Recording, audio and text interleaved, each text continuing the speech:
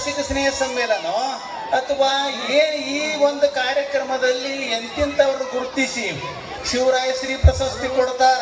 ವಿವಿಧ ಕ್ಷೇತ್ರದಲ್ಲಿ ಗಣನೀಯ ಸೇವೆ ಸಲ್ಲಿಸಿದವರನ್ನ ಗುರುತಿಸಿ ಸತ್ಕಾರ ಮಾಡ್ತಾರ.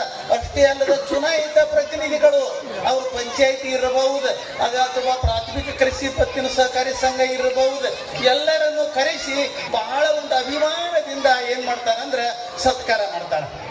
ಆಮೇಲೆ ಅಷ್ಟೇ ಅಲ್ಲದನ್ನ ಪದೋನ್ನತಿ ಹೊಂದಿದ ನೋಡು. ನಾನು ವಿದ್ಯಾರ್ಥಿಗಳು 3 ಜನ ವಿದ್ಯಾರ್ಥಿಗಳು PC ಇದ್ರು, ಇವತ್ತು ಅವ್ರು ಏನಾದ್ರ ಅಂದ್ರೆ ASI ಆಗ್ಯಾರ.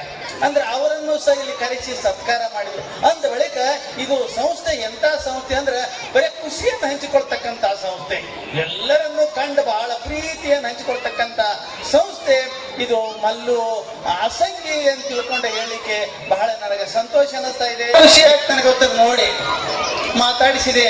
ಅವರಂದ್ರು ಅಜ್ಜಾರ ಕಾರ್ಯಕ್ರಮಕ್ಕೆ ಬಂದಿರೇನ್ರಿ ಅಂದ್ರು. ಹೌದು, ಬಹಳ ಖುಷಿ ಆಯ್ತು, ಬಹಳ ಸಂತೋಷ ಅಂತಂದ್ರ ಅವರು. ನಿಮ್ಮನ್ನ ನೋಡಿ ನನಗೂ ಸಂತೋಷ ಆಗ್ಯದ ತಂದೆ. ಆದ್ರ ಅಜ್ಜಾರ ಅಂದ್ರ ಅವರು ಯಾಕ ಅಂತಂದೆ. ಇಲ್ರಿ, ನಾವು ಬಹಳ ಕಾರ್ಯಕ್ರಮದವ್ರಿ ನಮಗೆಲ್ಲ, ಆದ್ದರಿಂದ ನಮ್ಮ ಕಾರ್ಯಕ್ರಮ ನೀವೆಲ್ಲ ನೋಡ್ಬೇಕ್ರಿ ಅಂತಂದ್ರು. ಹೌದು, ನೋಡ್ತೀನಲ್ಲ ಅಂತಂದೆ. ಮತ್ತ ಹಾಗಾದ್ರೆ ನೀವು ನೋಡೋದಾದ್ರೆ ನೀವು ಬಹಳ ಮಾತಾಡಬಾರ್ದ್ರಿ, ಸ್ವಲ್ಪ ಮಾತಾಡ್ಬೇಕ್ರಿ ಅಂತ ಹುಡುಗರು ಹೇಳಿದ್ರು. ಹೀಗಾಗಿ ಇದು ಮಾತನಾಡುವ ಸಮಯ ಅಲ್ಲ, ಇದು ನೋಡುವ ಸಮಯ. ಸಣ್ಣ ಪುಟಾಣಿ LKG UKG ಹಿಡ್ಕೊಂಡು SSLC ವರೆಗೆ ವಿದ್ಯಾರ್ಥಿಗಳು ಹಿಂಗ ಶೃಂಗಾರ ಆಗ್ಯಾವಲ್ಲ, ಬಹಳ ಚಂದಾಗ್ಯಾವ. ಏನು ಸರಸ್ವತಿ, ಲಕ್ಷ್ಮಿ, ನಾರದ, ರಾಧಾಕೃಷ್ಣ 1 2 ಹೀಗೆಲ್ಲಾ ರೀತಿಯಿಂದ ಶೃಂಗಾರಗೊಂಡಾವ. ಆ ಕಾರ್ಯಕ್ರಮವನ್ನು ನೋಡಿ ಕಣ್ಣು ತುಂಬಿಕೊಳ್ಳಿಕ್ಕೆ ನೀವೆಲ್ಲ ಸಮಯ ದಾನ ಮಾಡಬೇಕು ಅಂತ ತಿಳ್ಕೊಂಡ ಅಪ್ಪ ಅವರು ಆಗಾಗ ಹೇಳ್ತಿರ್ತಾರೆ. ಸಮಯದ ಬಗ್ಗೆ ಬಹಳ ಒಂದು ಪ್ರಜ್ಞೆ ಇರಬೇಕು. ಆ ಸಮಯವನ್ನ ಮೀರಿ ನಾವು ಯಾವ ಕಾಲಕ್ಕೂ ಮಾತಾಡಬಾರ್ದು ಅಂತ ಹೇಳ್ತಾರೆ. ನಾನು ಹೆಚ್ಚಿಗೆ ಸಮಯ ತೆಗೆದುಕೊಳ್ಳೋದಿಲ್ಲ, 2 ಮಾತಾಡ್ತಾ ಇದ್ದೀನಿ. ಶಿವರಾಯ ಶಿಕ್ಷಣ ಒಂದು ಪ್ರೌಢಶಾಲೆ, ಇದು ರೇಣುಕಾ ಯಲ್ಲಮ್ಮ ಒಂದು ಶಿಕ್ಷಣ ಸಂಸ್ಥೆ.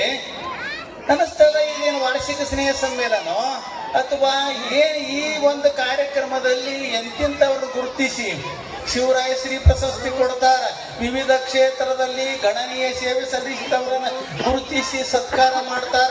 ಅಷ್ಟೇ ಅಲ್ಲದ ಚುನಾಯಿತ ಪ್ರತಿನಿಧಿಗಳು, ಅವರು ಪಂಚಾಯಿತಿ ಇರಬಹುದು ಅಥವಾ ಪ್ರಾಥಮಿಕ ಕೃಷಿ ಪತ್ತಿನ ಸಹಕಾರಿ ಸಂಘ ಇರಬಹುದು, ಎಲ್ಲರನ್ನು ಕರೆಸಿ ಬಹಳ ಒಂದು ಅಭಿಮಾನದಿಂದ ಏನ್ ಮಾಡ್ತಾರಂದ್ರೆ ಸತ್ಕಾರ ಮಾಡ್ತಾರ.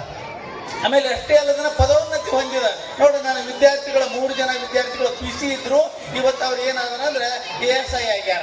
ಅಂದ್ರೆ ಅವರನ್ನು ಸಹ ಇಲ್ಲಿ ಕರೆಸಿ ಸತ್ಕಾರ ಮಾಡಿದ್ರು. ಅಂದ ಬಳಿಕ ಇದು ಸಂಸ್ಥೆ ಎಂತ ಸಂಸ್ಥೆ ಅಂದ್ರೆ ಬರೀ ಖುಷಿಯನ್ನು ಹಂಚಿಕೊಳ್ತಕ್ಕಂತ ಸಂಸ್ಥೆ, ಎಲ್ಲರನ್ನು ಕಂಡು ಬಹಳ ಪ್ರೀತಿಯನ್ನು ಹಂಚಿಕೊಳ್ತಕ್ಕಂತ ಸಂಸ್ಥೆ ಇದು. ಮಲ್ಲು ಅಸಂಗಿ ಅಂತ ತಿಳ್ಕೊಂಡ ಹೇಳಿಕೆ ಬಹಳ ನನಗೆ ಸಂತೋಷ ಅನ್ನಿಸ್ತಾ ಇದೆ.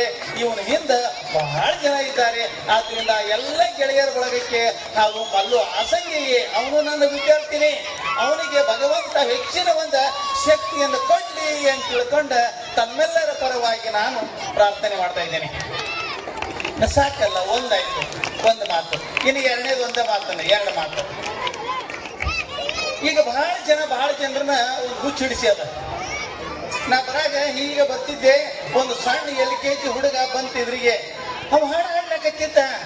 ಅರೆ ಎಷ್ಟು ಚಂದ ಹಾಡ್ತದಲ್ಲ ಅಂತಂದು ಅವ್ ಏನ್ ಹಾಡಿದ್ ಗೊತ್ತದನ? ಲಂಗಾದ ಅವಣ್ಯಾಗ ಮಸ್ತ್ ಕಾಣ್ತಿ ಲಾವಣ್ಯ, ಲಂಗಾದ ಅವಣ್ಯಾಗ ಮಸ್ತ್ ಕಾಣ್ತಿ ಲಾವಣ್ಯ, ನಿನ್ನ ಫೋನ್ ನಂಬರ್ ಇದ್ರು ಕೊಡು ಬರ್ತೈತಿ ಪುಣ್ಯ ಅಂತಂದ. ಏಟೈತಿ, ಒಂದು ಈಟೈತಿ ಚೋಟ. ಈ ಲಂಗಾದಾವಣಿ ಹಿಂಗ ಹುಚ್ಚಿಡಿಸೋದಲ್ಲ, ಅದು ಎಲ್ಲರನ್ನು ಸಣ್ಣವ್ರು ಹಿಡ್ಕೊಂಡು ದೊಡ್ಡವ್ರ ತನ. ನಮ್ಮ ಮನೆಯಾಗ ಒಂದಿನ ಸಣ್ಣದದ, ಅದು ನರ್ಸರಿಗೆ ಹೋಗ್ತೈತಿ, ಅದು ಸದ್ಯಕ್ಕೆ ಲಾವಣ್ಯನ ಅಂತೈತಿ, ಅದು ಲಾವಣ್ಯನ ಅಂತೈತಿ. ಹೀಗಾಗಿ ಏನಾಗ್ಯದ ಅಂದ್ರೆ ಲಾವಣ್ಯ ಅಂತಕ್ಕಂಥ ಹೆಸರಿದ್ದ ಹುಡುಗಿಯರಿಗೆ ಹಿಂಗ್ ಮುಜುಗರಾಗಿ ಬಿಟ್ಟದಲ್ಲ. ಮನೆಯಾಗ ಹೋಗಿ ಯವ್ವ ಅಪ್ಪಗ ಯವ್ವ ನನಗೆ ಲಾವಣ್ಯ ಅಂತ ಕರಿಬೇಡ್ರಿ, ನನ್ನ ಹೆಸರು ಬದಲಿಸ್ರಿ ಅಂತಕ್ಕ ಮಟ್ಟಕ್ಕ ಆ ಒಂದು ಹಾಡ ಏನಾಗ್ಯದ ಅಂದ್ರೆ ಪ್ರಚಲಿತ ಆಗ್ಯದ. ನಿಜವಾಗಿಯೂ ಹಾಡಿನಲ್ಲಿ ಏನೂ ಇಲ್ಲ, ಏನೇನೂ ಇಲ್ಲ, ಗಂಧ ಗಾಳಿ ಇಲ್ಲ. ಹಿಂದ ಒಂದು ಕಾಲದಾಗಿತ್ತು, ಕಲತ್ತು ಹುಡುಗಿ ಕುದುರೆ ನಡಿಗೆ ನಡೆದು ಬರ್ತಿತ್ತ, ಅದನ್ನ ಕಂಡು ನಮ್ಮ ಹಳ್ಳಿಯ ಮೂಲಕ ಹುಪ್ಪು ಹೊಡಿಯುತ್ತಿದ್ದ ಅಂತೇಳಿ ಒಂದು ತುಸು ದಿವಸ ಮೆರೆದು ಹೋಗಿಬಿಡ್ತದು. ಇದು ಏನದಂದ್ರೆ ಇದು ನಮ್ಮ ಸಂಸ್ಕೃತಿಯ ಅವನತಿಯ ಲಕ್ಷಣ. ಇಂಥ ಹಾಡುಗಳು, ಇಂಥ ಸಾಹಿತ್ಯ ನಮ್ಮ ಸಂಸ್ಕೃತಿಯ ಅವನತಿಯ ಲಕ್ಷಣ. ನಾವು ಸಣ್ಣವರಿದ್ದಾಗಿದ್ದು ರೀ, ಬಾಬಾ ಹಕ್ಕಿ, ಬಣ್ಣದ ಹಕ್ಕಿ, ಹಾರುತ್ತ ಬಾ, ಹತ್ತಿರ ಬಾ, ಹಾಲನ್ನು ಕೊಡುವೆ, ಓಡುತ್ತ ಬಾ ಅಂತ ತಿಳ್ಕೊಂಡಿದ್ದು. ಇಂಥವು ಬಾಬಾ ಚಂದಿರ, ಬೆಳ್ಳಿಯ ಚಂದಿರ, ಹತ್ತಿ ಎತ್ತಕ್ಕೆ ಓಡುವೆ ಮೋಡಲ್ಲಿ ಅಂತಕ್ಕಂಥ ಹಾಡಿದ್ದು. ಅಮ್ಮ ಅನ್ನ ಉಣಿಸುವಾಗ ಹಾಡ್ತಿದ್ದಳ, ಏನಂತ? ಚಂದಮಾಮ ಬಾಬಾ ಬಟ್ಟೆ ತುಂಬ ಭಾರಿ ಕಾಯಿ ಕೊಡು ಕೊಡು ಅಂತ ತಿಳ್ಕೊಂಡ. ಅದಕ್ಕೆ ಇಂಥ ಎಲ್ಲ ಜನಪದ ಹಾಡುಗಳನ್ನ ಚಂದಪ್ಪನ ಬಗ್ಗೆ ಇದ್ದು, ಆಮೇಲೆ ಪಕ್ಷಿಗಳ ಬಗ್ಗೆ ಇದ್ದು, ಗಿಳಿಗಳ ಬಗ್ಗೆ ಇದ್ದು, ಇವು ಯಾವ ಲಾವಣ್ಯನ ಬಗ್ಗೆನೂ ಇದ್ದಿದ್ದಿಲ್ಲ, ಯಾವ ಆಶಾನ ಬಗ್ಗೆನೂ ಇದ್ದಿದ್ದಿಲ್ಲ, ಯಾವ ಕಲ್ಯಾಣದ ಬಗ್ಗೆನೂ ಇದ್ದಿದ್ದಿಲ್ಲ, ಯಾರಿಗೆ ಮನನವಿರ್ತಕ್ಕಂಥ ಹಾಡುಗಳಿತ್ತು, ಇದ್ದಿದ್ದಿಲ್ಲ. ಬಹಳ ಚಂದಿದ್ದು. ಎಟ್ಟು ನೋಡು, ಈರುಳಿನ ಕೆಸರಲ್ಲಿ ಅರಳಿದ ತಾವರೆ ಚಂದಿರನ ಗುತಿಯನು, ಮೊಚ್ಚಿಗೆಯೊಳಗಿನ ಬೆಣ್ಣೆಯ ಹಾಗೆ ತೇಲುತ್ತ ಬರುತ್ತೀಯನು.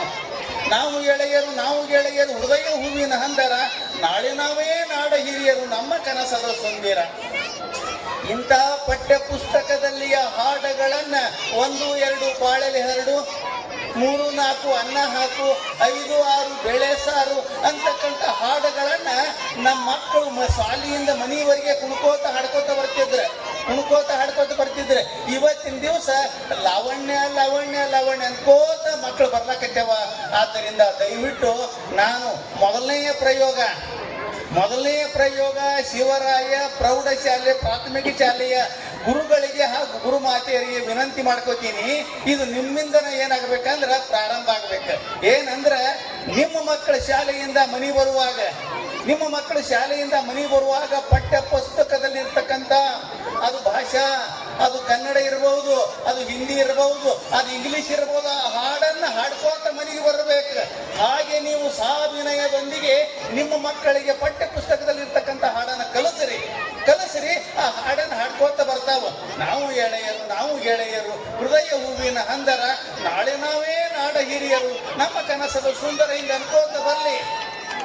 ಶರಣರ ವಚನಗಳದಾವ, ತಂದೆ ನೀನು, ತಾಯಿ ನೀನು, ಬಂಧು ನೀನು, ಬಳಗ ನೀನಲ್ಲದೆ ಮತ್ತಾರು ಇಲ್ಲವಯ್ಯ, ಕೂಡಲ ಸಂಗಮ ದೇವ ಅನ್ಕೋತ ಶಾಲೆಯಿಂದ ಮನೆಗೆ ಬರಲಿ. ಮೈಯಾಗು ಅನ್ನ ಅಲ್ಲಿ, ಹೀಗೆ ನಮ್ಮ ಮಕ್ಕಳು ಅಲ್ಲಿ ಅಂತ ತಿಳ್ಕೊಂಡ ಇದನ್ನ ಪ್ರಯೋಗ ಯಾರು ಮೊದಲು ಮಾಡಬೇಕು ಅಂದ್ರೆ ಮಲ್ಲು ಆಸಂಗಿ, ನಿಮ್ಮ ಶಾಲೆಯ ಎಲ್ಲ ಗುರು ವೃಂದ, ಗುರು ಮಾತೆಯರು ಇದನ್ನು ಮಾಡಲಿ ಅಂತ ತಿಳ್ಕೊಂಡು ನಾನು ಹೇಳಿ ಇದೊಂದು ಸಲಹೆಯನ್ನು ಕೊಟ್ಟು ನನ್ನ 2 ಮಾತಿಗೆ ಪೂರ್ಣ ವಿರಾಮ ನೀಡ್ತಾ ಇದ್ದೀನಿ. ಧನ್ಯವಾದಗಳು. ಮಕ್ಕಳಿಗೆ ಶಿಕ್ಷಣ ಬಹಳ ಅವಶ್ಯಕತೆ ಇದೆ. ಶಿಕ್ಷಣ ಜೊತೆಗೆ ಸಂಸ್ಕಾರ ಬಹಳ ಅವಶ್ಯಕತೆ ಇದೆ. ಈಗಿನ ಸಿಟಿಯಲ್ಲಿ ಹೋಗ್ಬಿಟ್ರೆ ಏನಾಗ್ಬಿಟ್ಟಿದೆ ಅಂದ್ರೆ ಬರೀ ಓದು ಬರೀ ಓದಾಕ ಹಚ್ಚಿದ್ರೆ ಅಂದ್ರ ಕೋವಿಡ್ ಸಂದರ್ಭದಲ್ಲಿ ಬಹಳಷ್ಟು ಮಕ್ಕಳು ಏನಾಗ್ಯಾವ ಅಂದ್ರ ಹಾದಿ ಬಿಟ್ಟಾವ.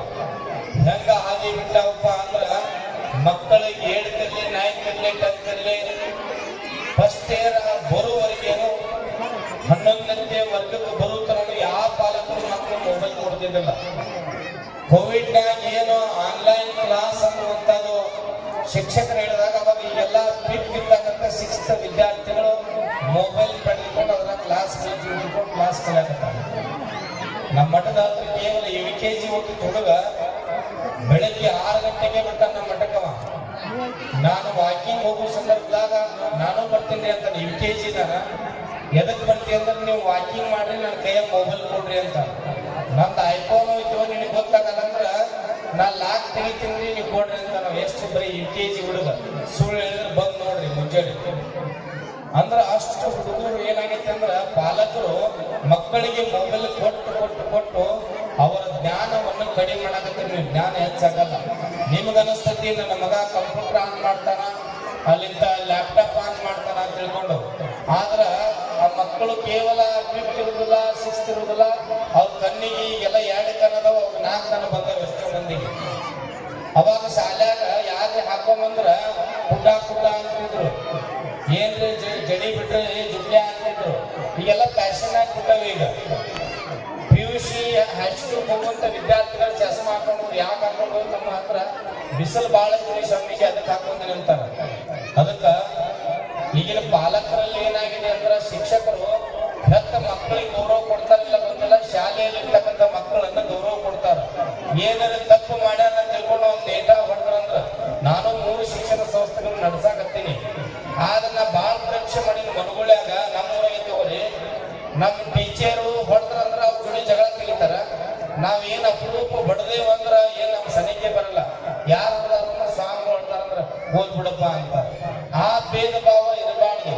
ಮಕ್ಕಳಿಗೆ ಶಿಕ್ಷಕರಾಗಿರ್ಬೋದು, ಶಿಕ್ಷಕಿಯರಾಗಿರ್ಬೋದು ಸಿಟ್ಟು ಇಟ್ಕೊಂಡು ಹೊಡೆಯುವುದಿಲ್ಲ. ಹಾದಿ ಬಿಡುವಂತ ಕೊಟ್ಟಿರ್ತಕ್ಕಂಥ ವರ್ಕ್ ಮಾಡ್ಲಿಕ್ಕಂದ್ರ ಅವಾಗ ಪನಿಷ್ಮೆಂಟ್ ಕೊಡ್ತಾರೆ. ಅದಕ್ಕ ಬುದ್ಧಿ ಹೇಳುವ ಗುರು ಇರಬೇಕು, ತಿದ್ದಿ ಹೇಳುವಂತ ಗುರು ಇರಬೇಕು. ಗುರುವಿನ ಗುಲಾಮನಾಗುವ ತನಕ ಶಿವುದನ್ನ ಮುಕ್ತಿ ಅಂತಾರ.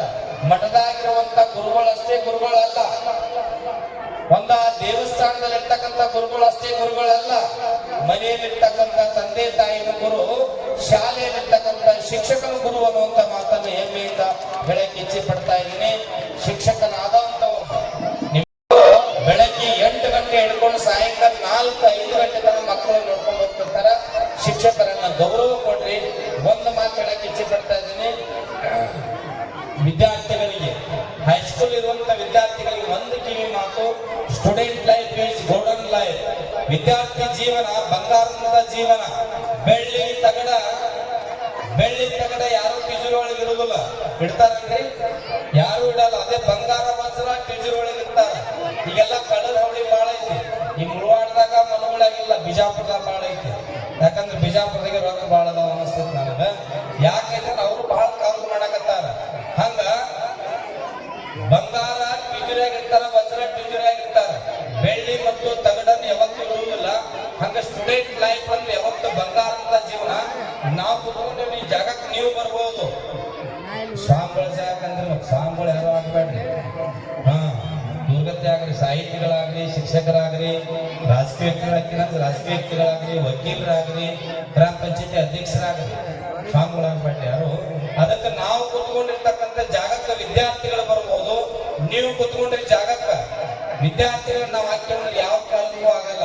ಇರುವಾಗಲೇ ನೋಡ್ರಿ, ಕಮಲ ಹೂವು ಇರ್ತೈತಿ. ಬೆಳಗಿನ ಜಾವ ಎಷ್ಟು ಚಂದ ನಕ್ಕೋತಿ ಬಿಡುತ್ತೆ, ಅರಳಿರ್ತೈತಿ. ಸಾಯಂಕಾಲ ಬಂದಾಗ ಅದೇನಾಗತಿ, ಮುದುಡೆ ಆಗಿ ಬಿಡ್ತೈತಿ.